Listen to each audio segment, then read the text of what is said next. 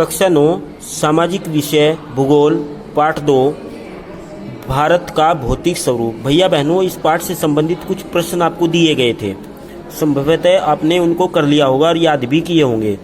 आज आपको कुछ शब्दावली दी जा रही है, ये शब्दावली भी आपको समझकर अपनी उत्तर पुस्तिका में लिखनी है और फिर इनको याद भी करना है।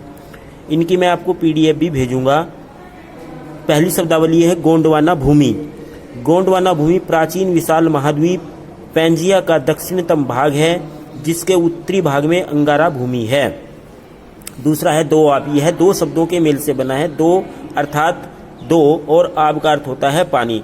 इसका अर्थ होता है दो नदियों के बीच के क्षेत्र को दो आब कहते हैं। जैसे हमारे इसका उदाहरण सबसे अच्छा है, जैसे हमारा जो क्षेत्र है यह दो आब का प्रदेश कहलाता है। इसके पश्चिम में यमुना नदी है और पूर्व में गंगा नदी बहती है। इस क्षेत्र को दो आब कहते हैं। यह प्राचीन काल से ही बड़ा महत्वपूर्ण रहा है और कृषि की दृष्टि से अति महत्वपूर्ण क्षेत्र रहा है।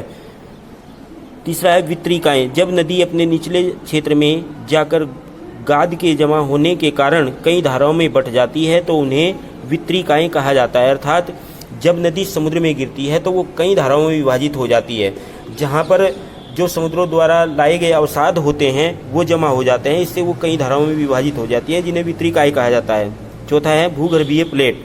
पृथ्वी की ठोस परत के नीचे मौजूद पारंपरिक धाराएं इसकी प्रॉपर्टी या स्थलमंडल को कई बड़े भागों में बांटती है। इस भाग को भूगर्भीय या स्थलमंडल प्लेट कहा जाता है। पांचवा है बरकान। अर्धचंद्राकार रेत के टिब्बे अर्थात मरुस्थलीय प्रदेशों में जो पवन द्वारा अर्धचंद्राकार रेत के टीले बन जाते हैं उन्हें ही बरकान कहा जाता है। छठा है अपसारी वितरणिक प्लेट। वे प्लेट जो एक दूसरे से दूर जाती हैं और अपसारी परिसीमा बनाती हैं। सातवां है अभिसारी वितरणिक प्लेट। वे प्लेट जो एक दूसरे की ओर आती हैं और अभिसारी परिसीमा बनाती हैं। आठवां है टेथिस। अवसादी चट्टान टकराव के कारण वलित होकर इकट्ठे हो गए, उन्हें टेथिस के नाम से जाना जाता है। नौवां है दून। निम्न हिमालय एवं शिवालिक के बीच स्थित लंबवत घाटी को दून के नाम से जाना जाता है। अर्थात दो पहाड़ों के जो बीच का भाग होता है उसे दून कहा जाता है।